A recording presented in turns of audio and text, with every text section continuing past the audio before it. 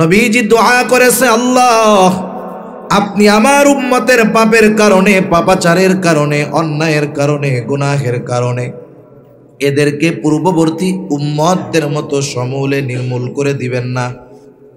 এই যে পাপ করার পরেও যে খাবার পাওয়া যায়, পাপ করার পরেও যে বেঁচে থাকা যায়, পাপ করার পরেও যে শাস্তি আসে না, এর অন্যতম কারণ হলো মুহাম্মাদুর রাসূলুল্লাহ সাল্লাল্লাহু আলাইহি ওয়াসাল্লাম। নবীজি মুমিনদের জন্য বিশেষ অনুগ্রহ, এই জন্য মুমিনদের প্রতি নবীজির স্পেশাল ভাবে দরদ ছিল। আবার দরদ সকল উম্মতের জন্য আছে। রাসূল আকরাম সাল্লাল্লাহু আলাইহি ওয়াসাল্লাম তার উম্মতদের জন্য দরদ ভালোবাসা কেমন ছিল? আব্দুল্লাহ ইবনে আমর ইবনুল আস রাদিয়াল্লাহু তাআলা আনহু থেকে বর্ণিত, তিনি বলেন, আন্নান নাবিয়্যা সাল্লাল্লাহু আলাইহি ওয়াসাল্লাম তাআলা মা নাযালা ফি ইব্রাহিম আলাইহিস সালাম। রাসূল আকরাম সাল্লাল্লাহু আলাইহি ওয়াসাল্লাম তিলাওয়াত করলেন কওলাল্লাহি আযজা ওয়া জাল্লা ফি ইব্রাহিম আলাইহিস সালাম। আল্লাহ তাআলা যা ইব্রাহিম আলাইহিস সালাতু ওয়াস সালামের ব্যাপারে বলেছেন, কি বলেছেন আল্লাহ ইব্রাহিম আলাইহিস সালামের ব্যাপারে? কোরআনুল কারীমের সূরা ইব্রাহিম, এই সূরার মধ্যে হযরত ইব্রাহিম আলাইহিস সালাতু ওয়াস সালাম তার গুনাহগার উম্মতদের জন্য আল্লাহ তাআলার কাছে ক্ষমা চেয়ে দোয়া করেছে। ওই দোয়াটা আল্লাহ তাআলা কোরআনুল কারীমের মধ্যে নাজিল করেছে। ওই দোয়া নবীজি তিলাওয়াত করতেছেন। দোয়াটা হলো, ইব্রাহিম আলাইহিস সালাম দোয়া করে, রব্বি ইন্নাহুন্না আযলালনা কাসীরাম মিনান নাস। ও আমার রব, এই প্রতিমাগুলো, এই মূর্তিগুলো অধিকাংশ মানুষকে পথচ্যুত করে ফেলছে, পথভ্রষ্ট বানায় ফেলছে। ফামান তাবিআনি ফাইন্নাহু মিন্নি, তবে এদের মধ্য থেকে যারা আমার অনুসরণ করেছে, আমার আনুগত্য করেছে, আমার কথা মেনে মূর্তি পূজা বাদ দিয়ে ঈমান এনেছে, ও আল্লাহ এরা তো আমার দলভুক্ত, কিন্তু সবাই তো আর আমার কথা শুনে ঈমান আনে নাই। যদিও ঈমান আনে নাই, তথাপি তো এরা আমারই উম্মত। ইব্রাহিম আলাইহিস সালাম এরপরে কেমন যেন বলে, আল্লাহ ওমান আসানি ফাইন্নাকা গফুরুর রহিম। আর যারা আমার আনুগত্য করে নাই, নবীজি ইব্রাহিম আলাইহিস সালাম কেমন যেন বলেন, ওরা তো আমারও উম্মত, আপনি তো গফুর, আপনি তো রহিম, আপনি তো অতিশয় ক্ষমাশীল, পরম দয়ালু, আপনি আমার গুনাহগার উম্মত গুলাকেও মাফ করে দেন। কেমন যেন গুনাহগার উম্মতের ব্যাপারেও আল্লাহ তাআলার কাছে ক্ষমা প্রার্থনা করতেছেন ইব্রাহিম আলাইহিস সালাম। প্রত্যেকটা নবী তার উম্মতকে ভালোবাসে। নবী তার উম্মতকে কত ভালোবাসে! আমার আপনার নবীও আমাকে আপনাকে বেশি ভালোবাসে। সুবহানাল্লাহ। কোনো সন্দেহ নাই, আমার আপনার নবী আমাকে আপনাকে আমার আপনার মা বাবার চাইতে বেশি ভালোবাসে। কোনো সন্দেহ নাই, নবীজি আমি আমাকে যত ভালোবাসি, আমার চাইতে আমাকে নবী বেশি ভালোবাসে। একটা মানুষ আপনাকে আমাকে ভালোবাসে, এর বাস্তবতা কখন উপলব্ধি হয় বলেন তো? একজন আপনাকে বলে আমি আপনারে জীবন দিয়া ভালোবাসি, কিন্তু আপনি মুসিবতে পড়েছেন, বিপদে পড়েছেন, সে সবার আগে দৌড়াইয়া পালাইছে। বিপদ যাওয়ার পর আবার আইসা হাজির, আইসা বলে আমি আপনারে খুব ভালোবাসি। কি বলবেন? এই সিটিংবাজি আমার সাথে আর কইরো না। তুমি যদি সত্যিই আমারে মোহাব্বত করতা, ওই বিপদের সময় তুমি সবচাইতে আগে আমার পক্ষে দাঁড়ায় যাইতা। ঠিক কিনা বলেন? দুনিয়ার মুসিবত, দুনিয়ার বিপদ, এটা কোনো বিপদ না, সামান্য বিষয়। সবচাইতে বড় মুসিবতে মানুষ পড়বে কিয়ামতের দিন। ওই কঠিন মুসিবতের দিন দুনিয়ায় মা যত ভালোবাসুক না কেন, বাবা যত মোহব্বত করুক না কেন, ওই কঠিন মুসিবতের দিন বাবা তার সন্তানকে চিনবে না, মা তার সন্তানকে চিনবে না। আল্লাহ তাআলা বলেন, ইয়াউমা ইয়াফিরুল মারউ মিন আখিহি ওয়া উম্মিহি ওয়া আবিহি ওয়া সাহিবাতিহি ওয়া বানিহি লিকুল্লি ইমরিইম মিনহুম ইয়াউমাইযিন শা'নুন ইউগনি। আল্লাহ তাআলা বলেন, কিয়ামতের দিন ভাই ভাইয়ের থেকে পলায়ন করবে। ওয়া উম্মিহি ওয়া আবিহি, পিতা মাতার থেকে পলায়ন করবে। ওয়া সাহিবাতিহি ওয়া বানিহি, স্ত্রী সন্তানদের থেকে পলায়ন করবে। কেউ চাইবে না কারো সাথে হাসরের ময়দানে দেখা হয়ে যাক, বরং মানুষ এমনও বলবে, আল্লাহ আপনি দুনিয়ার সবাইকে জাহান্নামে দিয়ে হলেও আমাকে মাফ করে দেন, আমাকে জান্নাত দিয়ে দেন। ওই কঠিন মুসিবতের দিন সবাই নিজের চিন্তায় বিভোর থাকবে, অথচ এই কঠিন মুসিবতের দিন আমার আপনার নবীজিও চিন্তিত থাকবে, তবে নিজের জন্য নয়। নবীজি তার উম্মতের চিন্তায় বিভোর থাকবে, নবীজি উম্মতের চিন্তায় বিভোর থাকবে। একবার দৌড়ায় চলে যাবে হাউজে কাউসারের কাছে। না জানি নবীর কোন উম্মত হাউজে কাউসারের পানি পান থেকে মাহরুম হয়ে যায়। আর একবার দৌড়ায় চলে যাবে মিজানের কাছে। না জানি কোন উম্মত ওজনের পাল্লায় ধরা পড়ে যায়। আর একবার দৌড়ায় চলে যাবেন নবী জাহান্নামের কাছে। না জানি তার কোন উম্মতকে জাহান্নামে দিয়ে দেওয়া হয়। আর একবার দৌড়ায় সুপারিশের প্রয়োজন নবীজি চলে যাবেন আল্লাহর কুদরতি কদমে সেজদায় লুটায় পড়বেন। এক কথায় নবীজি চিন্তিত পেরেশান। শুধু তাই না, সব নবী জান্নাত অভিমুখে রওনা হয়ে যাবে। নবীজি হাসরের ময়দানে থাকবেন, জান্নাতের দরজা খোলা হবে না, জান্নাতের দরজা বন্ধ থাকবে। জিজ্ঞাসা করা হবে, কি ব্যাপার, জান্নাতের দরজা খোলো না কেন? ফেরেশতারা জবাব দিবে, যিনি আসলে খোলা হবে তিনি আসেন নাই। কে তিনি? তিনি হলেন মুহাম্মাদুর রাসূলুল্লাহ সাল্লাল্লাহু আলাইহি ওয়াসাল্লাম। কোথায় তিনি? হাসরের ময়দানে অবস্থান করতেছে। যতক্ষণ না নবী তার প্রত্যেকটা উম্মত, যার মধ্যে যারা পরিমাণ ঈমান হলেও আছে, তার ব্যাপারে যতক্ষণ আল্লাহ তাআলার পক্ষ থেকে জান্নাতের নিশ্চয়তা, ক্ষমার নিশ্চয়তা না পাবে, ততক্ষণ আমার আপনার নবী নিজে জান্নাতে প্রবেশ করবে না। যেই দিন মা চিনবে না, বাবা চিনবে না, ভাই চিনবে না, যেই সন্তানের জন্য রক্ত পানি করে উপার্জন করে বাবা, সেই সন্তান চিনবে না, ওই কঠিন দিন আমার আপনার নবী কিন্তু বলবে না। তাহলে বুঝে থাকলে জবাব দিবেন, বলেন তো, মা বাবা বেশি ভালোবাসে নাকি নবী বেশি ভালোবাসে? কোনো সন্দেহ নাই, নবীজি সবচাইতে বেশি ভালোবাসে। প্রত্যেক নবী তার উম্মতকে ভালোবাসে। বরং কিছু কিছু সময় এমনটা হয়, ভালো যে তার চাইতে খারাপটার জন্য চিন্তা আরো বেশি হয়।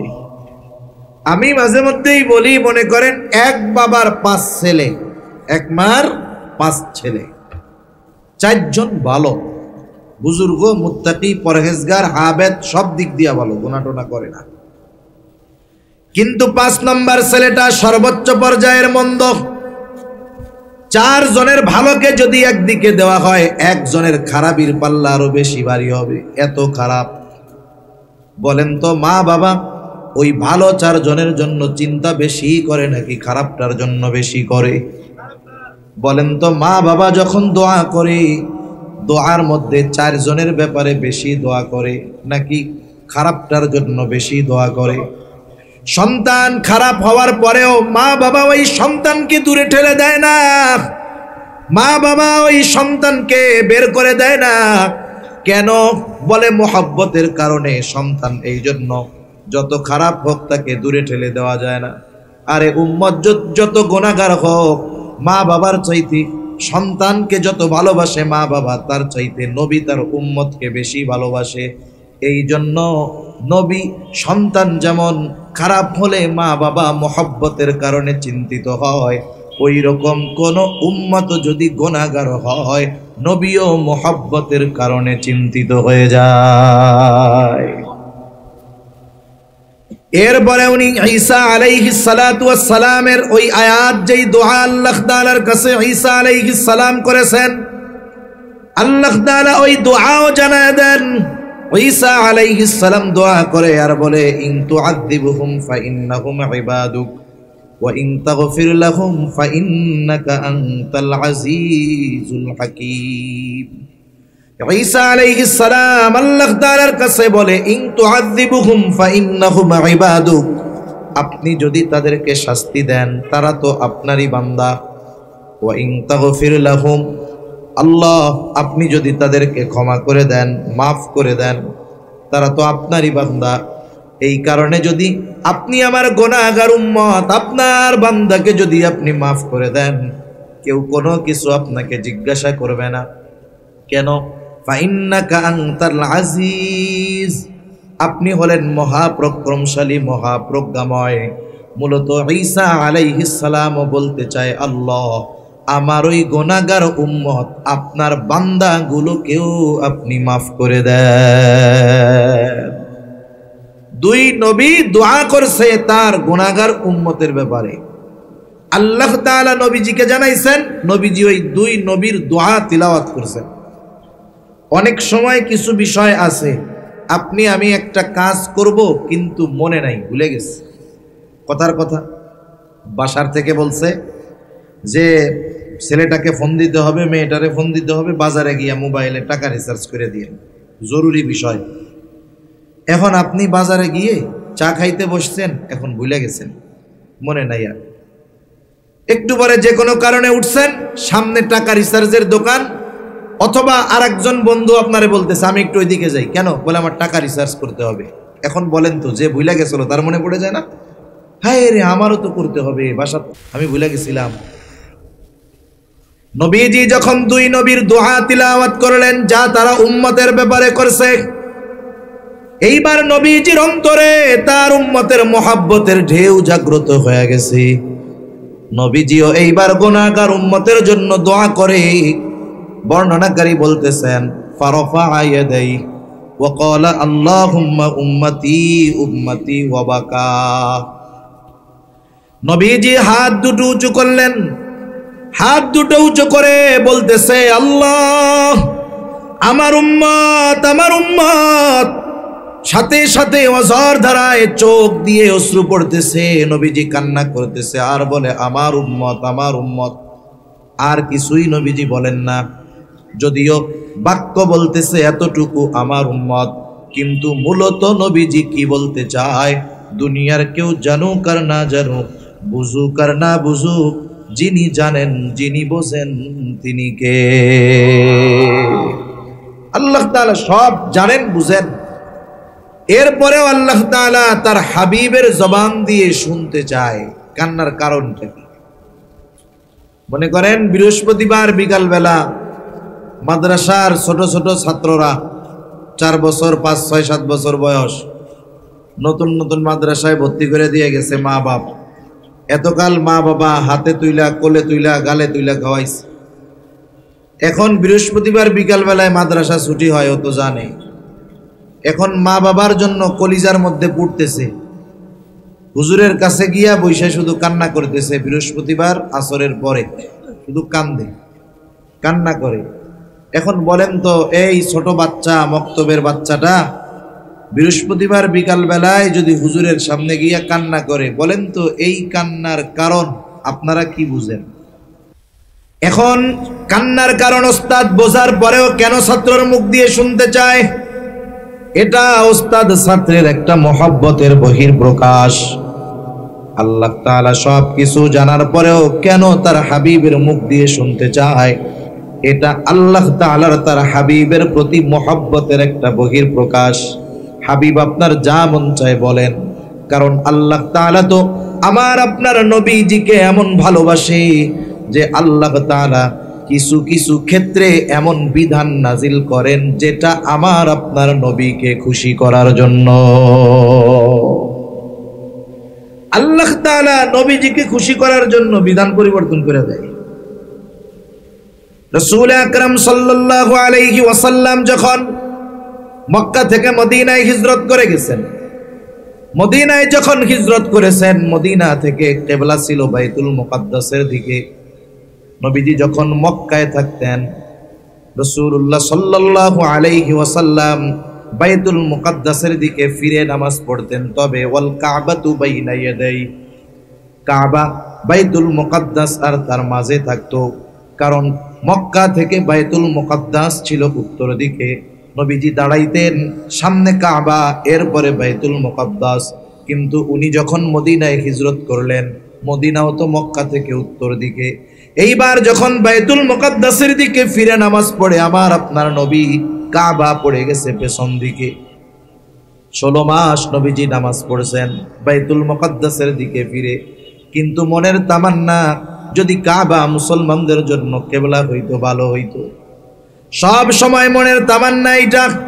নবীজি নামাজে দাঁড়ায় গেলেন, নামাজের মধ্যে নবী বারবার আকাশের দিকে তাকায়। আল্লাহ তাআলা বলেন, কদ নারা তাকাল্লুবা ওয়াজহিকা ফিস সামা ফালানুওয়াল্লিয়ান্নাকা কিবলাতান তারদাহা। আপনি কেন বারবার আকাশের দিকে তাকান? আল্লাহ তাআলা তো জানে, আল্লাহ তাআলা তো দেখে, আপনি কেন তাকান তাও জানে।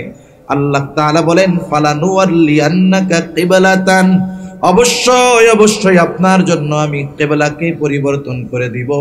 তারদাহা, আপনার খুশির জন্য আমি আপনার কিবলাকে পরিবর্তন করে দিব।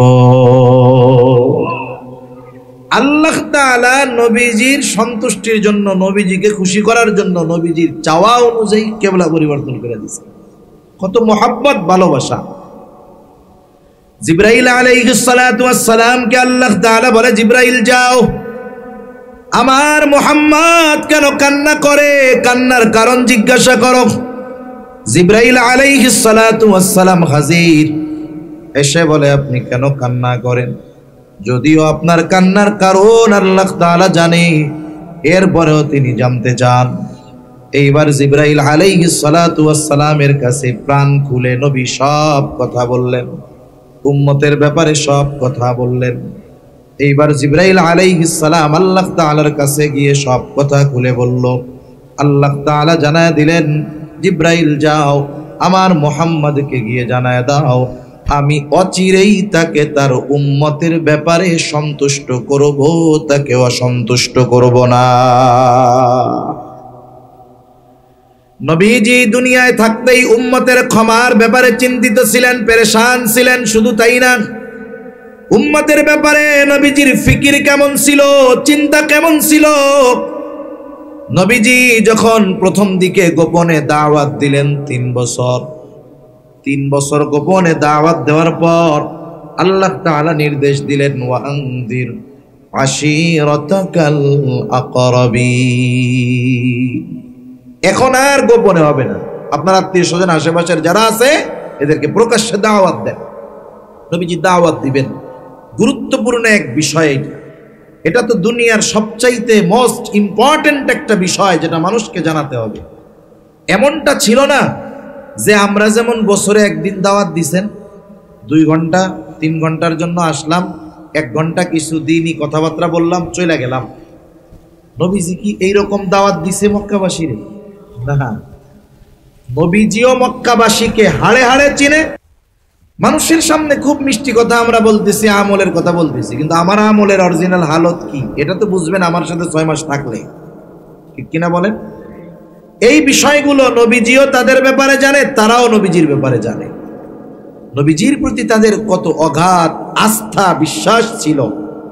নবীজি যখন এই পরিচিত মানুষগুলোর মধ্যে, পরিচিত পরিবেশে, পরিচিত স্থানে দাওয়াত দিবেন, নবীজি এবার আবু কুবাইস পাহাড়ের উপরে উঠলেন।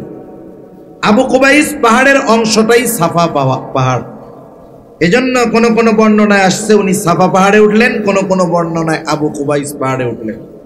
মূলত সাফা পাহাড়টা আবু কুবাইস পাহাড়েরই একটা অংশ। এবার উনি সাফা পাহাড়ে ওইটা মক্কাবাসীর ডাক দিলেন। এমনিই ওই পাহাড়ের এক মর্যাদা ছিল, ওই পাহাড়ের উপরে যদি কোনো অপরিচিত ব্যক্তি, যাকে মক্কার কেউ চিনে না, ওই রকম অপরিচিত একজন ব্যক্তিও যদি ওই পাহাড়ে দাঁড়িয়ে মক্কাবাসীর কাছে সাহায্য চাইতো, ওই পাহাড়ের এমন আজমাত ব্যক্তিকে তা দেখতো না, কিন্তু ওই পাহাড়ে যে বসতো উঠতো যাকে ডাক দিত ওই লোকটা অপরিচিত হলেও সকল মানুষ তাকে সাহায্য করার জন্য ছুটে আসতো। ওই পাহাড়ের একটা মর্যাদা ছিল। কথায় তো কথা আসে, এই যে চেয়ার দেখছেন, এই চেয়ারের একটা মর্যাদা আছে জানেন, এই চেয়ারের একটা মর্যাদা আছে, কিন্তু আমরা এই চেয়ারের চাইতে মর্যাদা দেই ব্যক্তিকে বেশি। চেয়ারের চাইতে মর্যাদা কাদের বেশি দেই? ব্যক্তিকে বেশি দেই। ব্যক্তি যদি ভাইরাল হয়, ব্যক্তি যদি সেলিব্রিটি হয়, আবার যদি ব্যক্তি এমন হয় যে এত না দিলে আসে না, এরকম যদি হয়, কমপক্ষে ওয়াজ না শুনলেও ওনারেও দেখতে মন চাই যে এমন হুজুর 1 ঘন্টায় 1 লাখ টাকা লাগে, তো চেহারাটা হলেও দেখে আসি। কিন্তু যদি আহলুল্লাহ বুজুর্গানে দিন বয়ান করে তখন ওইটারে গোনে না। অথচ উচিত ছিল আমাদের এই চেয়ারের মর্যাদা দিয়ে, ওই মর্যাদা কাফেররা দিতে পারতো, পাহাড়ের মর্যাদা দিয়ে অপরিচিত ব্যক্তির ডাকে তারা চলে আসতো। কিন্তু আমরা দ্বীনি বিষয়ে এই চেয়ারের মর্যাদা দিয়ে যদি একজন অপরিচিত মানুষ বসে, একজন আলেম বসে, স্থানীয় আলেম বসে, আমরা এই চেয়ারের মর্যাদা দিয়ে তার কথা শুনতে আসি না, চিন্তা করি ও তো আমগো দেশের হুজুর। ঠিক কিনা বলেন? আমাদের এলাকায় বলে বাড়ির গোশ ডাইলের সমান, বাড়ির গোশ ডাউলের সমান। আবার মাঝে মধ্যে একটু গল্প না করলেও তো হয় না, কথায় কথা মনে পড়ে গেল। কষ্ট হইতেছে না তো আপনাদের? এগুলো তো ওয়াজের অংশ না, তবে আপনাদের সাথে একটু আন্তরিকতা বাড়ানোর জন্য বলা। অনেক সময় অন্যের বাড়ির পিঠা মজা লাগে। অন্যের বাড়ির পিঠা কি লাগে? মজা লাগে। আমরা তো দেখছি চিটাগাঙে তো আল্লাহ তাআলা অনেক আছে। শাইখুল ইসলাম বয়ান করতেছে, আসরের পরে বয়ান করতেছে, লোকজন 5-7 জন 8-10 জন বসা। আব্দুল হালিম বুখারী রাহমাতুল্লাহি আলাইহি আসরের পরে বয়ান করতেছে।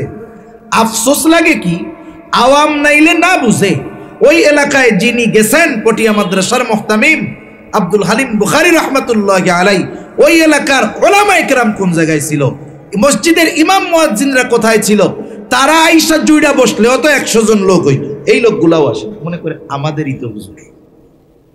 কি মনে করছে? আমাদেরই তো হুজুর। অথচ প্রত্যন্ত অঞ্চলে অনেক দূরে দূরে একটা দিনের জন্য ওনাদের পিছনে বছরের পর বছর ঘুরে পাওয়া যায় না। তা যাই হোক, অনেক সময় অন্যের বাড়ির পিঠা মজা লাগে, এটা ঠিক না। নিজের ঘরের স্ত্রী যদি রান্না করে খারাপ হইলেও মজা কইতে হয়। খারাপ হইলেও কি বলতে হয়? মজা বলতে হয় যে খুব মজা হয়েছে।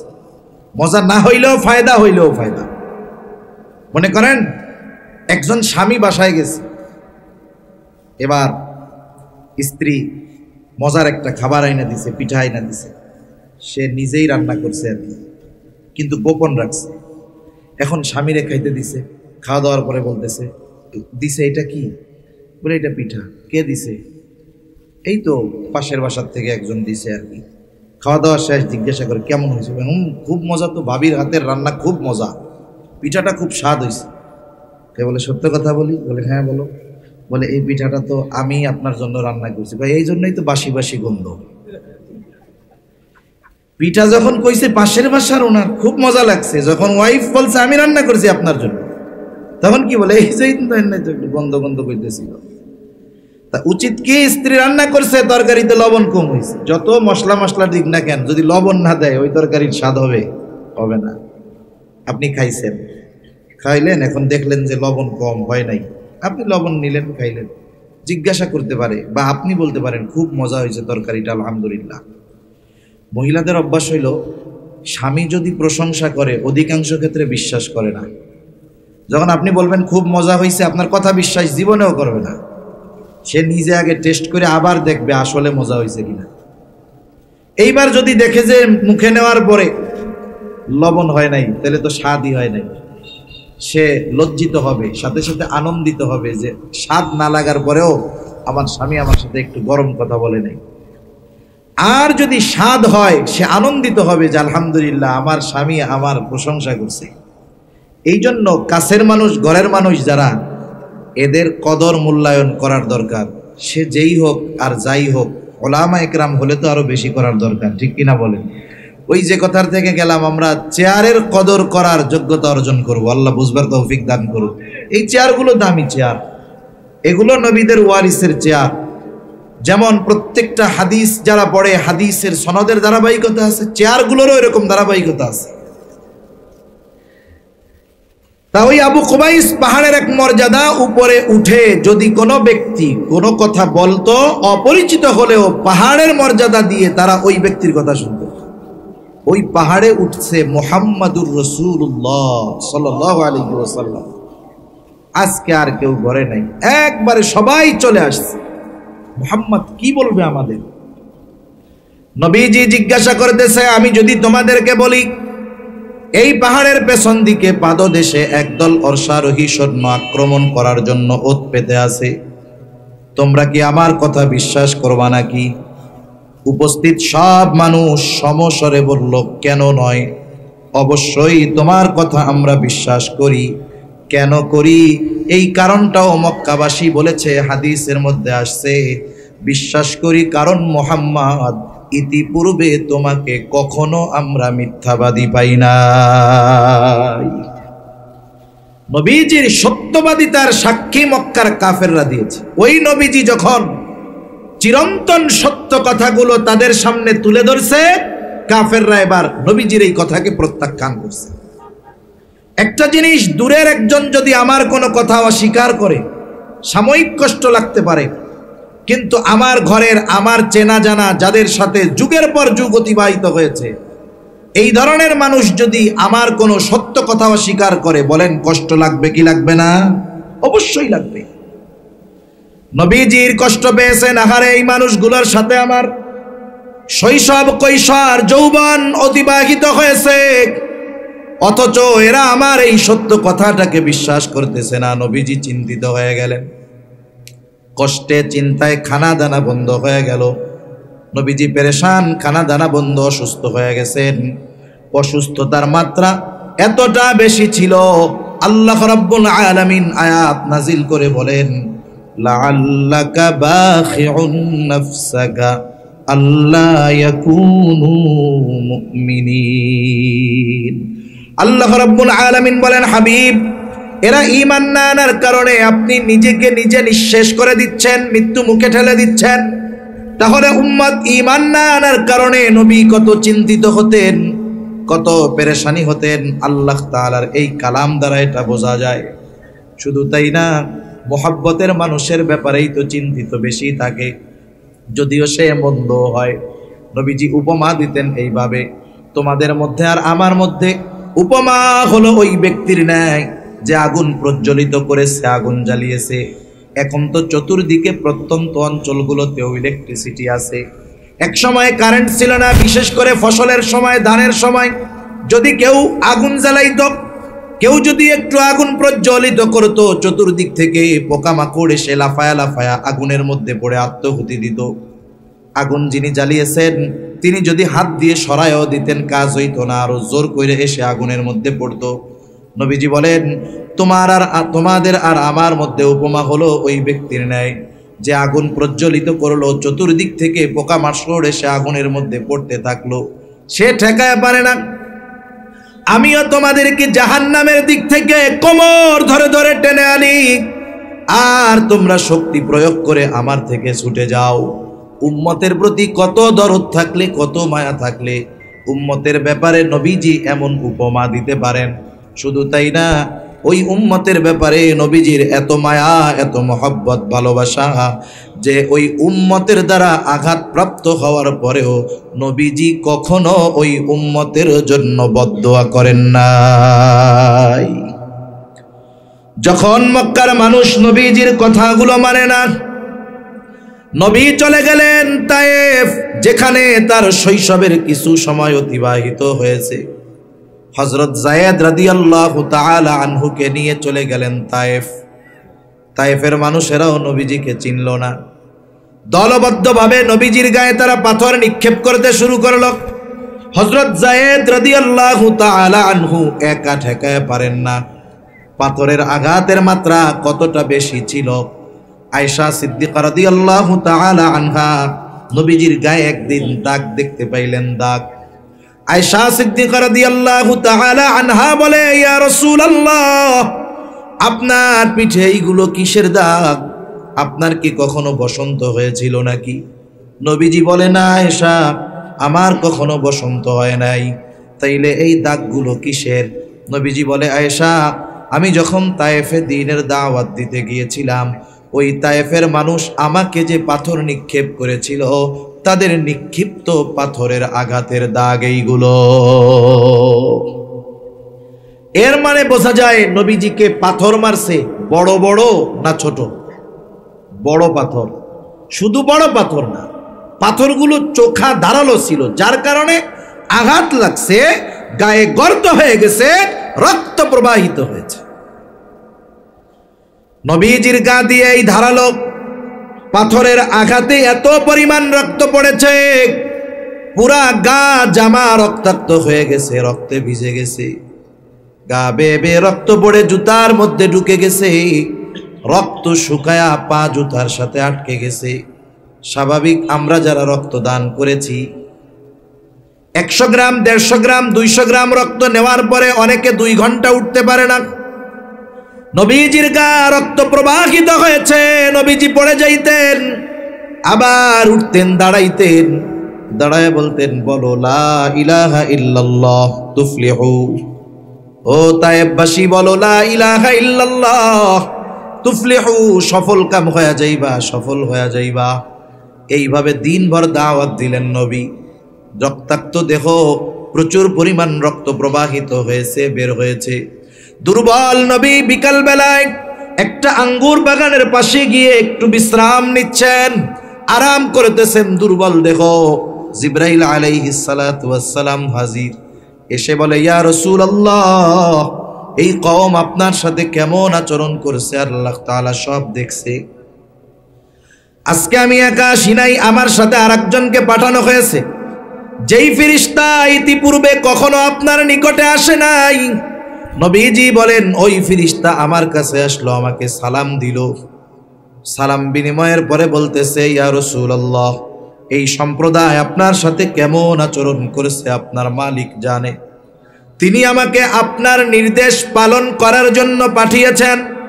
আপনি যা আদেশ করবেন তা বাস্তবে পরিণত করার নির্দেশ আল্লাহ তাআলা আমাকে দিয়েছেন। ইয়া রাসূলুল্লাহ, আপনি যদি নির্দেশ দেন, এই অবাধ্য তায়েফবাসীকে 2 দিকের পাহাড় দিয়ে, 2 পাহাড় দিয়ে এমন ভাবে পিষে দেওয়া হবে যে তায়েফবাসী পুরা অস্তিত্বহীন হয়ে যাবে। আমারে তো আল্লাহ পাঠাইছে আপনার অর্ডার মানতে, খালি অর্ডার দেন, দেখেন কি করি, একবারে নিশ্চিন্ন হয়ে যাবে। আমরা কতটা প্রতিশোধ পরায়ণ। 20 বছর আগে যদি কারো সাথে কোনো দ্বন্দ্ব থাকে, কেউ যদি আমাকে একটা কথা বলে থাকে, কেউ যদি আমাকে আঘাত করে থাকে, 20 বছর পরে যদি আমি কোনো পাওয়ার পাই, ক্ষমতা পাই, আমি চিন্তা করি যেই আঙ্গুল দিয়ে 20 বছর আগে আমার দিকে ধমক তুলছে, ওই আঙ্গুলই আমি ভেঙে ফেলব। এরকম আল্লাহর বান্দা নাই তো? প্রতিশোধ পরায়ণতা আমাদেরকে এতটা হিংস্র করে তুলেছে যে ক্ষুধার্ত কুকুরটাও এত হিংস্র নয়, ঠিক কিনা বলেন? প্রতিশোধ পরায়ণতা, শুধু প্রতিশোধ পরায়ণতা ক্ষুধার্ত হিংস্র কুকুরের চাইতেও হিংস্র বানায় ফেলছে কিছু মানুষকে। নবীজি কেমন ক্ষমা পরায়ণ ছিলেন নবী। ফেরেশতা যখন বলতেছে, বলেন 2 দিকের পাহাড় দিয়ে এদেরকে পিষে দেই। নবীজি আরাম করতেছিলেন, এবার একটু উঠে বসলেন। আমার আপনার নবী এমনটা বলেন নাই, হালকা একটু দিয়া সাইজ করে দেন যাতে ভয় সঞ্চয় হয় অন্তরের মধ্যে। বরং নবীজি তখন বলতেছেন, বাল আরজু আন ইয়াখরুজাল্লাহু মিন আসলাবিহিম মান ইয়াবুদুল্লাহা ওয়াহদাহু ওয়া লা ইউশরিকু বিহি শাইআ। কেমন যেন নবীজি বলতেছেন, আপনি তো বলতেছেন অর্ডার দেন, 2 পাহাড় দিয়ে এদেরকে পিষে নিশ্চিহ্ন করে দেই, কিন্তু আমি তো এই মানুষগুলোর ব্যাপারে আল্লাহ তাআলার কাছে এই ব্যাপারে আশাবাদী যে আল্লাহ তাআলা এদের মধ্য থেকে এমন এক প্রজন্ম বের করবে, এমন এক কওম বের করবে, এমন এক সম্প্রদায় বের করবে যারা এক আল্লাহর ইবাদত করবে, তার সাথে কারো শরীক করবে না। আপনি বলতেছেন, আপনি নির্দেশ দেন এদের নিশ্চিহ্ন করে দেই, আর রহমাতুল লিল আলামিন বলতেছে আরে এরা ঈমান না আনছে তাতে কি হইছে, আমি তো আল্লাহ তাআলার কাছে আশা করি এদের মধ্য থেকেই আল্লাহ তাআলা এমন মানুষ বের করবে যারা এক আল্লাহর ইবাদত করবে। সুবহান। অবাধ্য এই উম্মতের প্রতিও নবীজির কত ভালোবাসা, দরদ মায়া, কত লম্বা সময় আরো হাদিস বলা যাবে। তবে কিছু কিছু বিষয় আছে, যত বয়ান করা হোক, যত মানুষ সাক্ষ্য দিক, অনেক বিষয় আছে আমরা জানি না, শুনি না, কিন্তু একজনের কথায় বিশ্বাস কইরা নেই। হয় কি হয় না? আপনারা তো চট্টগ্রামের মানুষ, অনেক আগের থেকে আপনারা বিভিন্ন দেশে ব্যবসা করেন, কারণ চট্টগ্রাম এটা হলো ব্যবসার রাজধানী। বিদেশে গেলে দেখা যায় চিটাগাঙের দোকান, আর কই হায় রে মক্কা শরীফ আশেপাশে, জিজ্ঞাসা করলে কই কই সাতকানিয়া। মানে চট্টগ্রামের যত ব্যবসায়ী আছে, ওর চট্টগ্রামের ব্যবসায়ী আরবে বেশি, আর মিনিমাম মনে হয় 50 থেকে 60% হবে এইসব সাতকানিয়া। দোকানে কাজ করে বাঙালি, বাড়ি কই সাতকানিয়া। কি অবস্থা! আল্লাহ তাআলা বরকত দিক আরো, বলি আমিন। আবার চিটাঙে প্রবাদও আছে, সাতকানিয়ার লোক ছাড়া ব্যবসা আপ হয় না। টেরিবাজার যান, ওই জায়গায় যান, সব দোকানে সাতকানিয়ার লোক, সব দোকানে সাতকানিয়ার লোক। আল্লাহ তাআলা ব্যবসার এক যোগ্যতা এই সাতকানিয়ার মানুষে দিছি। আপনারা তো খুশি হন নাই? খুশি না? তাই খুশি হইলে কি করবেন? আলহামদুলিল্লাহ গন, আলহামদুলিল্লাহ। দেখা যাবে বিবাহ করছে, 3 মাস বাড়ি থাকছে, বিদেশে চলে গেছে। যখন বাড়ি ছিল ওই সময় আল্লাহ তাআলা তার স্ত্রীর গর্ভে একটা সন্তান আল্লাহ তাআলা দিছে। 20 বছর পরে বাড়ি আসছে, এর মধ্যে ছেলেও বাপরে দেখে নাই, বাপও ছেলেরে দেখে নাই। ওই সময় তো আর দেখে দেখে কথা কওয়ানোর সুযোগ নেই। এখন দেখে নাই, দুইজন দুইজনকে চিনে না, চিঠিতে যতটুকু কথাবার্তা। এবার ওই লোক চিন্তা করছে ছেলে টেলে তো বড় হয়ে গেছে, বাড়ি একটা সারপ্রাইজ দিব। সারপ্রাইজ মানে চমকায়া দিব সবাইকে।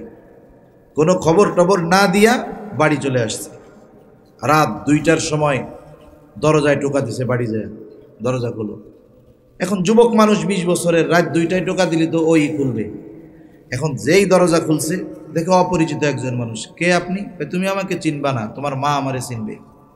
ওই পোলা তো পারলে লাঠি নিয়ে ওই বেটারে পিটাইতে যাবে। এই চেঁচামেচি শুরু হবে। এইবার দৌড় দিয়া মহিলা এসে বলবে, আরে বাবা তুমি ওরে চিনো নাই, ওনাকে, উনিই তো তোমার আব্বা। এখন বলেন তো, একটু আগে যে গরম টরম হয়েছিল, যখন এই মা ঈশা বলবে এই যেই তোমার আব্বা, ও বলবে নাকি যে আমি বিশ্বাস করি না? এই বলবে? মার এক কথায় যারে 20 বছর দেখে নাই, মুহূর্তের ভিতরে বলবে, ও আব্বা ভুল হয়ে গেছে, মাফ করে দেন, আমি তো আপনারে দেখি নাই, বেয়াদবি নিয়েন না। তাহলে দেখেন অনেক বিষয় আছে, একজন সাক্ষীর সাক্ষ্যর কারণে গোটা বড় বড় বিষয়কে আমরা বিশ্বাস করে নেই। নবীজি যে আমাদের ভালোবাসেন কোনো সন্দেহ আছে? এই যে ভালোবাসে, এ ব্যাপারে স্বয়ং সাক্ষী দিচ্ছেন কে বলেন তো? আরো জোরে বলেন না কে? তাহলে আল্লাহ তাআলা যেই বিষয়ের সাক্ষী দিচ্ছে, তাহলে এই ভালোবাসার পরিমাপ বা পরিমাণ কত, এটা পরিমাপ করার কোনো ক্ষমতা আমাদের মধ্যে নাই। নবীজি তার উম্মতকে কত ভালোবাসে স্বয়ং সাক্ষী দিচ্ছেন আল্লাহ।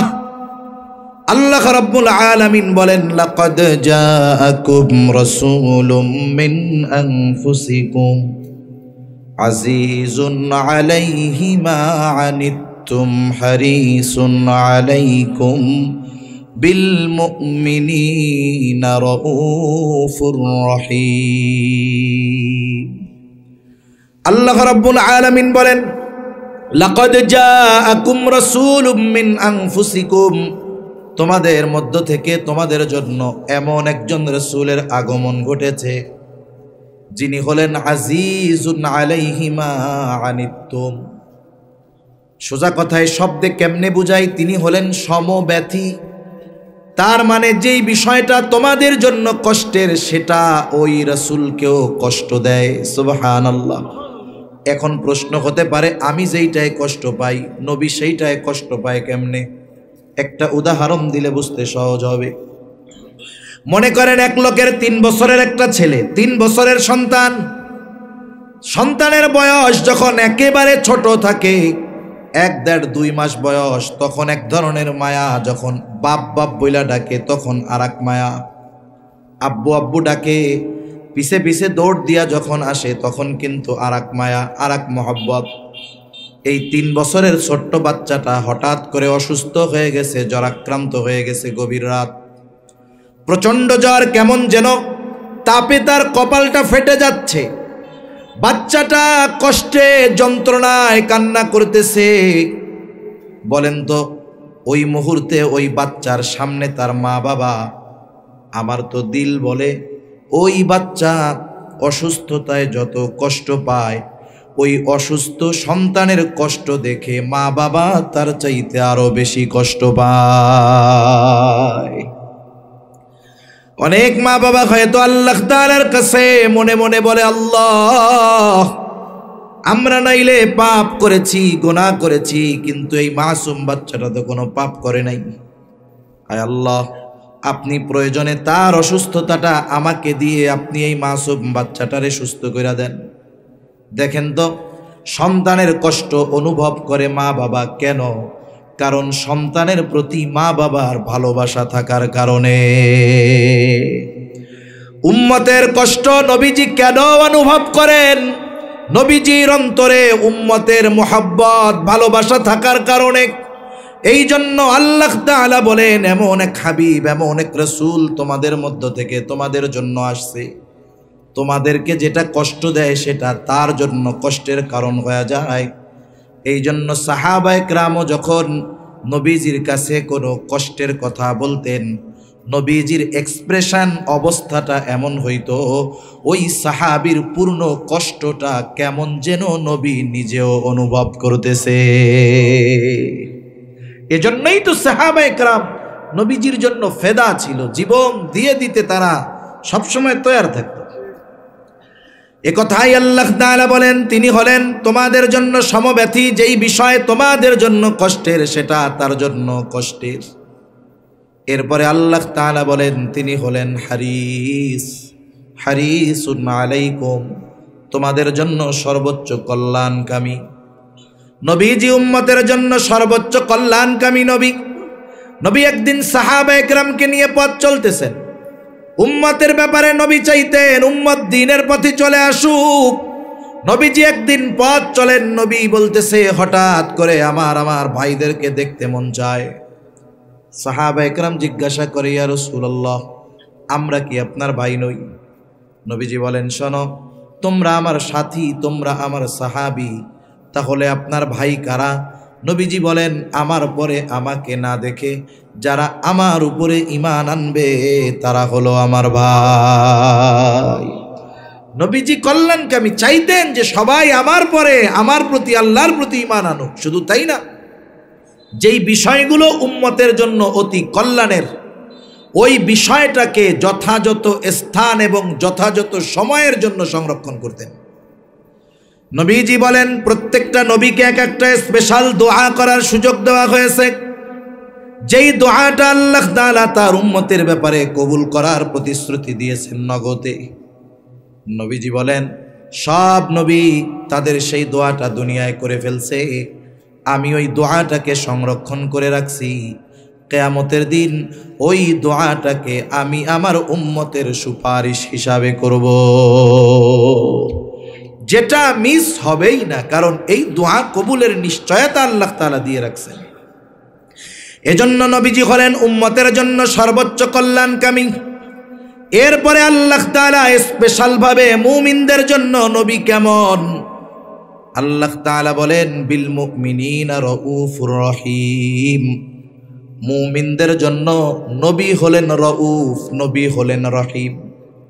আপনারা জেনে থাকবেন আল্লাহ তাআলার কিছু গুণবাচক নাম আছে, এই নামগুলোর মধ্যে অন্যতম দুইটা নাম হলো রাউফুর রহিম।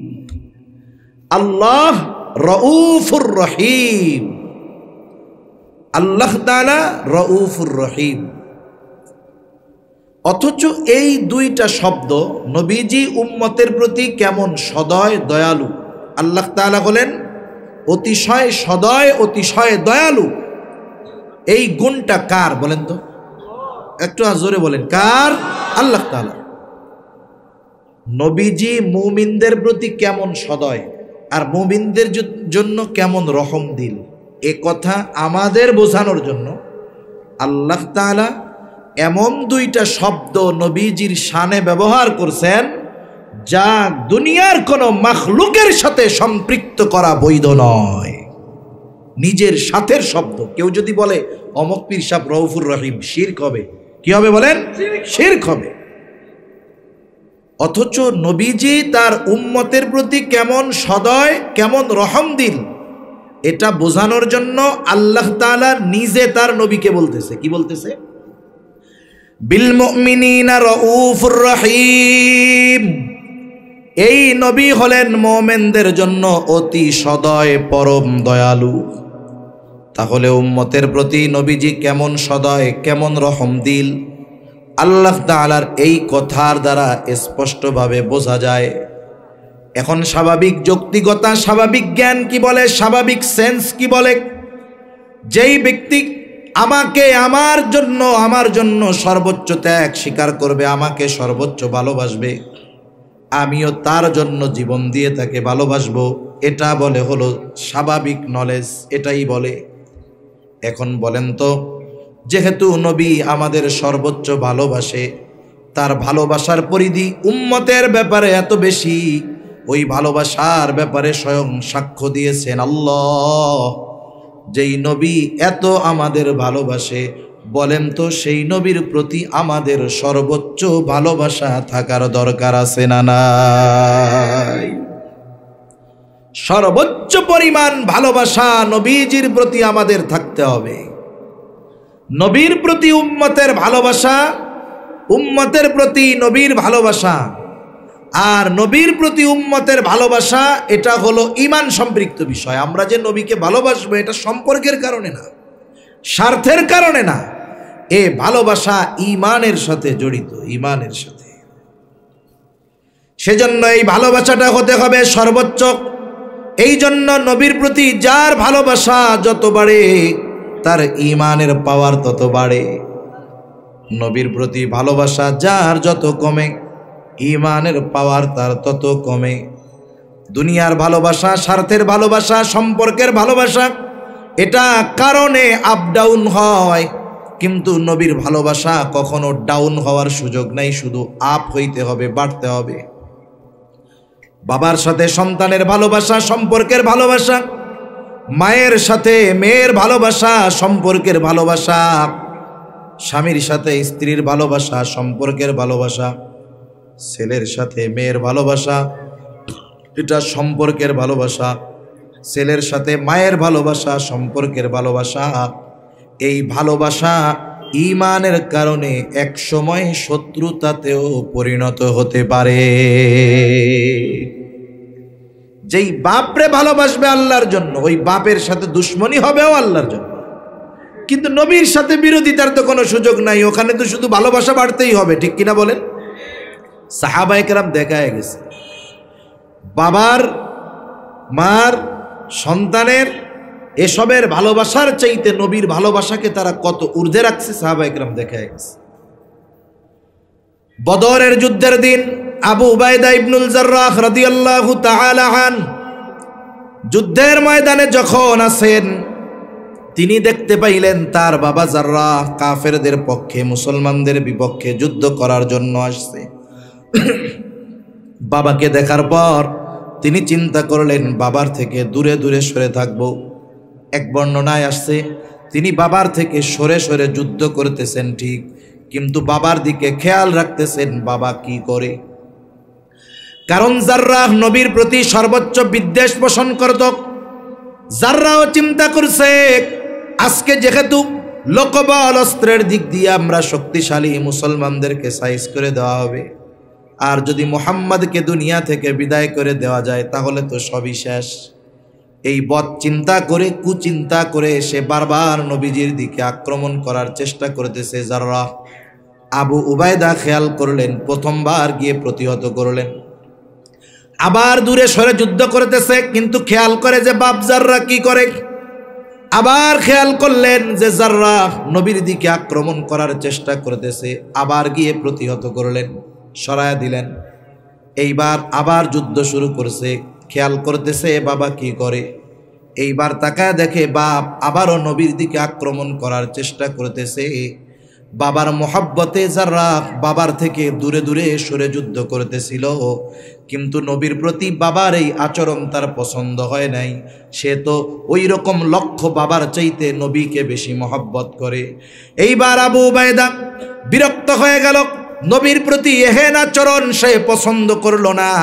এইবার নিজে গিয়া একটা কোপ দিয়া বাপের দেহ থেকে কল্লাটাকে আলাদা করে দিল। দুনিয়ার স্বার্থে নাকি নবীর মহব্বতে?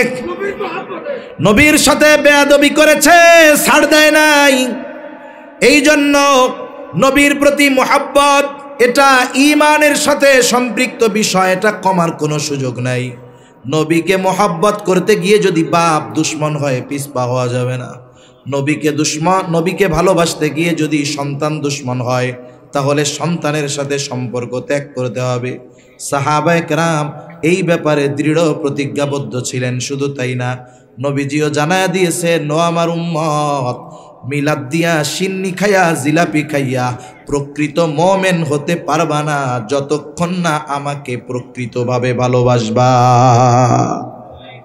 নবীজি সেই কথা বলেন, লা ইউমিনু আহাদুকুম হাত্তা আকুনা আহাব্বা ইলাইহি মিন ওয়ালিদিহি ওয়া ওয়ালাদিহি ওয়ান নাসি আজমাইন।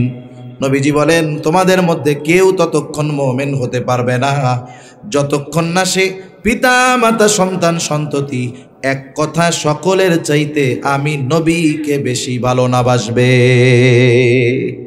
ততক্ষণ কেউ প্রকৃত মুমিন হতে পারবে না। এখন নবীর তো ভালোবাসতে হবে, কোন পদ্ধতিতে বাসবো? আমরা তো নবীকে সামনে পাই নাই। আবু বকর সামনে পাইছে, নিজের সব সম্পদ নবীর কাছে আইনা দিয়া দিছে। আরে হযরত তালহা নবীজিকে সামনে পেয়েছে। উহুদের ময়দানে নবী যখন গর্তের মধ্যে পড়ে গেছে, কাফেরদের তীর বর্ষা নবীজির মাথার উপর দিয়ে যায়। তালহা তো নবীজিকে সামনে পাইছে, নবীর মোহাব্বতে নিজের বুকটাকে নবীর জন্য ঢাল বানায় দিয়েছে। সুবহানাল্লাহ। কিন্তু আমরা তো নবীরে সামনে পাই নাই, কেমনে ভালোবাসবো? নবীও জানে আমার উম্মত চিন্তিত হয়ে যাবে, এই জন্য নবী তাকে ভালোবাসার পদ্ধতি নবী নিজেই বলে দিলেন। নবীজি বলেন, ও উম্মত, কেমনে ভালোবাসবা শোনো। তোমরা আমাকে যদি ভালোবাসতে চাও কেমনে ভালোবাসবা? মনে করো তুমি তোমার পদ্ধতিতে আমারে ভালোবাসবা, কাজ হবে না। নবীজি বলেন, মান আহাব্বা সুন্নতি ফাকাদ আহাব্বানি ওয়া মান আহাব্বানি কানা মাই ফিল জান্নাহ। নবীজি বলেন, যে আমার সুন্নতকে ভালোবাসবে সে আমি নবীকে ভালোবাসবে। যে আমার সুন্নতকে ভালোবাসলো আমি নবীকে ভালোবাসলো, আর যে আমি নবীকে ভালোবাসবে তার অবস্থান হবে আমার সাথে জান্নাতে। সুবহানাল্লাহ বলে। নবীর সাথে যদি জান্নাতে থাকতে হয়, জান্নাতে তো আগে যাওয়ার দরকার। জান্নাতে যাওয়ার শর্ত কি? নবীজি বলেন, কুল্লু উম্মতি ইয়াদখুলুনাল জান্নাতা ইল্লা মান আবা। নবীজি বলেন, আমার সব উম্মত জান্নাতে যাবে, আবা উম্মত ছাড়া। প্রশ্ন করা হলো, ইয়া রাসূলুল্লাহ, আবা উম্মতের আবার কারা? নবীজি বলেন, মান আতাআনি দাখালাল জান্নাহ ওয়া মান আসানি ফাকাদ আবা। যারা আমার আনুগত্য করবে তারা জান্নাতে প্রবেশ করবে, আর যারা আমার আনুগত্য করবে না তারা আবা উম্মত, তারা জাহান্নামে প্রবেশ করবে। এই দুই হাদিসকে যদি মিলানো হয় কি ফলাফল বের হয়? দুই হাদিসকে মিলাইলে ফলাফল বের হয়, নবীর সুন্নতকে যারা মোহাব্বতের সাথে অনুসরণ করবে। আমরা অনেকে আছি সুন্নাত ভালোবাসি, সুন্নাত ওয়ালা ভালোবাসি, নিজে সুন্নাত ওয়ালা হই না, কাজ হবে না। নিজেও সুন্নাত ওয়ালা হতে হবে, সুন্নাতকে ভালোবাসতে হবে। তাহলে কেউ যদি নবীর সুন্নাতকে মোহাব্বতের সাথে অনুসরণ করে সে নবীর সাথে জান্নাতে অবস্থান করবে। আমরা কারা কারা নবীর সাথে জান্নাতে থাকার আশা রাখি? হাত উঁচা করি তো। নারায়ে তাকবীর। আরো জোরে বলেন নারায়ে তাকবীর। মাশাআল্লাহ, ইচ্ছা আছে তো।